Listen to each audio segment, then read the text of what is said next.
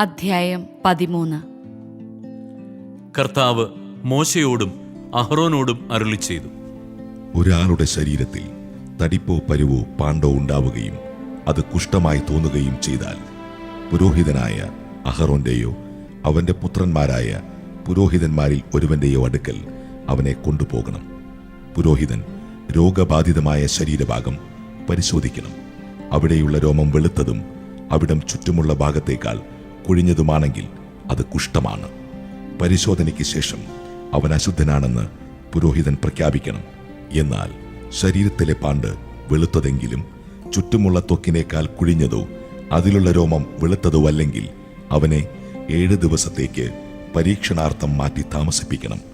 7-ാം ദിവസം പുരോഹിതൻ അവനെ പരിശോധിക്കണം. രോഗം ത്വക്കിൽ വ്യാപിക്കാതെ പൂർവ്വസ്ഥിതിയിൽ തന്നെ നിൽക്കുന്നതെങ്കിൽ 7 ദിവസത്തേക്ക് കൂടി മാറ്റി താമസിപ്പിക്കണം. 7-ാം ദിവസം പുരോഹിതൻ അവനെ വീണ്ടും പരിശോധിക്കണം.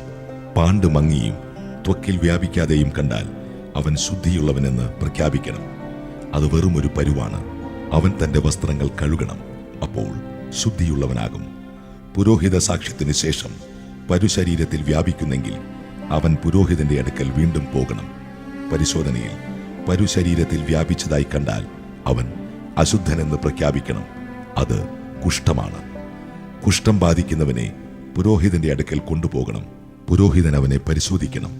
ശരീരത്തിലെ തടിപ്പും ആ ഭാഗത്തെ രോമവും വെളുത്തിരിക്കുകയും അതിൽ ഛലം നിറഞ്ഞിരിക്കുകയും ചെയ്താൽ അത് പഴകിയ കുഷ്ഠമാണ്. അവൻ അശുദ്ധനെന്ന് പ്രഖ്യാപിക്കണം. അവനെ പരീക്ഷണാർത്ഥം മാറ്റി താമസിപ്പിക്കേണ്ടതില്ല. തല മുതൽ കാലുവരെ കാണാവുന്ന ഭാഗത്തെല്ലാം കുഷ്ഠം വ്യാപിച്ചിട്ടുണ്ടെങ്കിൽ പുരോഹിതൻ അവനെ പരിശോധിക്കട്ടെ. കുഷ്ഠം അവന്റെ ശരീരത്തിൽ എല്ലായിടവും വ്യാപിച്ചിരിക്കുന്നെങ്കിൽ അവൻ ശുദ്ധിയുള്ളവനെന്ന് പ്രഖ്യാപിക്കണം. ദേഹമാസകലം വെളുത്തിരിക്കുന്നതിനാൽ അവൻ ശുദ്ധിയുള്ളവനാണ്. എന്നാൽ പരു പൊട്ടിയൊലിക്കാൻ തുടങ്ങുമ്പോൾ അവൻ അശുദ്ധനായിരിക്കും. പുരോഹിതൻ അവനെ വീണ്ടും പരിശോധിക്കണം. വ്രണം കാണപ്പെടുന്നെങ്കിൽ അവനെ അശുദ്ധനെന്ന് പ്രഖ്യാപിക്കണം. പഴുത്തു പൊട്ടിയ വ്രണം കുഷ്ഠരോഗത്തിന് തെളിവാണ്. അവൻ അശുദ്ധൻ തന്നെ. വ്രണമുണങ്ങുകയും അവിടുത്തെ തൊലി വെളുത്ത നിറമുള്ളതാകുകയും ചെയ്താൽ അവൻ വീണ്ടും പുരോഹിതനെ സമീപിക്കണം. പരിശോധനയിൽ വ്രണമുണങ്ങി തൊലി വെളുത്ത നിറം പ്രാപിച്ചിട്ടുണ്ടെങ്കിൽ അവനെ ശുദ്ധനെന്ന് പ്രഖ്യാപിക്കണം. അവൻ ശുദ്ധിയുള്ളവനാണ്. വ്രണം ഉണങ്ങിയതിനു ശേഷം തലസ്ഥാനത്ത് വെളുത്ത തടിപ്പോ ചെമപ്പും വെളുപ്പും ചേർന്ന പാണ്ടോ ഉണ്ടായാൽ അത് പുരോഹിതനെ കാണിക്കണം.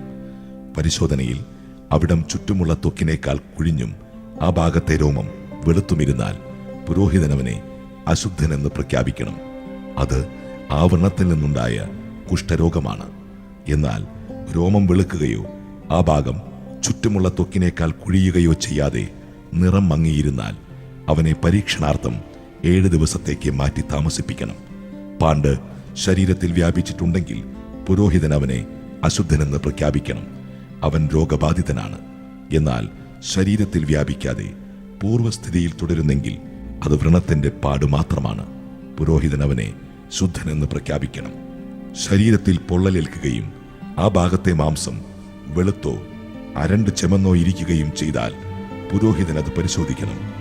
ആ ഭാഗത്തെ രോമം വെളുത്തും അവിടം ചുറ്റുമുള്ള ത്വക്കിനേക്കാൾ കുഴിഞ്ഞുമാണെങ്കിൽ അത് പൊള്ളലിൽ നിന്നുണ്ടായ കുഷ്ഠമാണ്. അവനെ അശുദ്ധനായി പ്രഖ്യാപിക്കണം. അത് കുഷ്ഠം തന്നെ. എന്നാൽ രോമം വെളുക്കുകയോ അവിടം ചുറ്റുമുള്ള ത്വക്കിനേക്കാൾ കുഴിയുകയോ ചെയ്യാതെ നിറം മങ്ങിയിരുന്നാൽ പുരോഹിതൻ അവനെ 7 ദിവസത്തേക്ക് പരീക്ഷണാർത്ഥം മാറ്റി താമസിപ്പിക്കണം. 7-ാം ദിവസം അവനെ പരിശോധിക്കണം. അത് ശരീരത്തിൽ വ്യാപിച്ചിട്ടുണ്ടെങ്കിൽ അവനെ അശുദ്ധനായി പ്രഖ്യാപിക്കണം. അത് കുഷ്ഠരോഗമാണ്. എന്നാൽ പാണ്ട് ശരീരത്തിൽ വ്യാപിക്കാതെ അതേ സ്ഥാനത്ത് മാത്രം മങ്ങിയിരുന്നാൽ അത് പൊള്ളലിൽ നിന്നുണ്ടായ തടിപ്പാണ്. പുരോഹിതൻ അവനെ ശുദ്ധനായി പ്രഖ്യാപിക്കണം. ഒരു പുരുഷന്റെയോ സ്ത്രീയുടെയോ തലയിലോ താടിയിലോ വ്രണമുണ്ടായാൽ പുരോഹിതൻ അത് പരിശോധിക്കണം. അവിടം ചുറ്റുമുള്ള ത്വക്കിനേക്കാൾ കുഴിഞ്ഞതും അതിലെ രോമം നേർത്ത് മഞ്ഞ നിറത്തിലുമുള്ളതാണെങ്കിൽ അവനെ അശുദ്ധനായി പ്രഖ്യാപിക്കണം. അത് ചിരങ്ങാണ്. തലയിലെയോ താടിയിലെയോ കുഷ്ഠം. പുരോഹിതൻ ചിരങ്ങുള്ളിടം പരിശോധിക്കുമ്പോൾ അവിടം ചുറ്റുമുള്ള ത്വക്കിനേക്കാൾ കുഴിയാതെയും അതിൽ കറുത്ത രോമം ഇല്ലാതെയും കണ്ടാൽ അവനെ 7 ദിവസത്തേക്ക് പരീക്ഷണാർത്ഥം മാറ്റി താമസിപ്പിക്കണം. 7-ാം ദിവസം വീണ്ടും പരിശോധിക്കട്ടെ. ചിരങ്ങ് വ്യാപിക്കുകയും ത്വക്ക് കുഴിയുകയും രോമം മഞ്ഞയ്ക്കുകയും ചെയ്തിട്ടില്ലെങ്കിൽ അവനെ ക്ഷൗരം ചെയ്യണം. ചിരങ്ങുള്ള ഭാഗം ക്ഷൗരം ചെയ്യരുത്. അവനെ 7 ദിവസത്തേക്ക് കൂടി പരീക്ഷണാർത്ഥം മാറ്റി താമസിപ്പിക്കണം. 7-ാം ദിവസം പരിശോധിക്കുമ്പോൾ ചിരങ്ങ ത്വക്കിൽ വ്യാപിക്കുകയോ അവിടം കുഴിയുകയോ ചെയ്തിട്ടില്ലെങ്കിൽ അവനെ ശുദ്ധനായി പ്രഖ്യാപിക്കണം. അവൻ തന്റെ വസ്ത്രങ്ങൾ കഴുകി ശുദ്ധനാകട്ടെ. എന്നാൽ ശുദ്ധീകരണത്തിന് ശേഷം ചിരങ്ങ് പടരുകയാണെങ്കിൽ പുരോഹിതൻ അവനെ പരിശോധിക്കണം. ചിരങ്ങ് പടർന്നിട്ടുണ്ടെങ്കിൽ മഞ്ഞരോമമുണ്ടോ എന്ന് നോക്കേണ്ടതില്ല, അവൻ അശുദ്ധനാണ്. പരിശോധനയിൽ ചിരങ്ങ് വ്യാപിക്കാതെ അതിൽ കറുത്ത രോമം വളർന്നിട്ടുണ്ടെങ്കിൽ അവൻ രോഗവിമുക്തനായിരിക്കുന്നു, അവൻ ശുദ്ധനാണ്. അവനെ ശുദ്ധനായി പ്രഖ്യാപിക്കണം. ഒരു പുരുഷനോ സ്ത്രീക്കോ ശരീരത്തിൽ എവിടെയെങ്കിലും വെളുത്ത പാണ്ടുണ്ടായാൽ പുരോഹിതൻ അത് പരിശോധിക്കണം. പാണ്ടിന് മങ്ങിയ വെള്ളനിറമാണെങ്കിൽ അത് ത്വക്കിലുണ്ടാകുന്ന ചുണങ്ങാണ്, അവൻ ശുദ്ധിയുള്ളവനാണ്. തലയിൽ നിന്ന് മുടി കൊഴിഞ്ഞു പോയിട്ടുള്ളവൻ കഷണ്ടിയാണ്, പക്ഷേ അവൻ ശുദ്ധനാണ്. തലയുടെ മുൻഭാഗത്തു നിന്ന് മുടി കൊഴിഞ്ഞു പോയിട്ടുള്ളവൻ നെറ്റിക്കഷണ്ടിയാണ്, അവൻ ശുദ്ധനാണ്.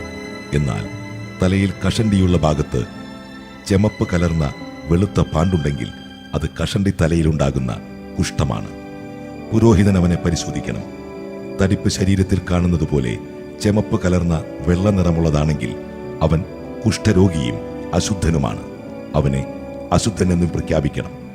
കുഷ്ഠമുള്ളവൻ കീറിയ വസ്ത്രം ധരിക്കുകയും മുടി ചീകാതിരിക്കുകയും മേൽച്ചുണ്ട തുണി കൊണ്ട് മറയ്ക്കുകയും അശുദ്ധൻ അശുദ്ധൻ എന്ന് വിളിച്ചു പറയുകയും വേണം. രോഗമുള്ള കാലമെല്ലാം അവൻ അശുദ്ധനാണ്. അവൻ പാളയത്തിനു വെളിയിൽ ഒരു പാർപ്പിടത്തിൽ ഏകനായി വസിക്കണം. കമ്പിളി വസ്ത്രത്തിലോ ചണവസ്ത്രത്തിലോ അവയുടെ ഊടിലോ പാവിലോ തുകലിലോ തുകൽ വസ്തുക്കളിലോ പച്ചയോ ചെമപ്പോ ആയോ കരിമ്പനുണ്ടെങ്കിൽ അത് വ്യാപിക്കുന്ന തരമാണ്. അത് പുരോഹിതനെ കാണിക്കണം. അവനത് പരിശോധിച്ചതിന് ശേഷം 7 ദിവസത്തേക്ക് പരീക്ഷണാർത്ഥം അടച്ചു സൂക്ഷിക്കണം. 7-ാം ദിവസം അത് വീണ്ടും പരിശോധിക്കണം. കരിമ്പൻ വസ്ത്രത്തിൽ പടർന്നിട്ടുണ്ടെങ്കിൽ ഊടിലോ പാവിലോ തുകലിലോ തുകൽ കൊണ്ടുണ്ടാക്കിയ വസ്തുക്കളിലോ ആകട്ടെ അത് അശുദ്ധമാണ്, അത് കത്തിച്ചു കളയണം.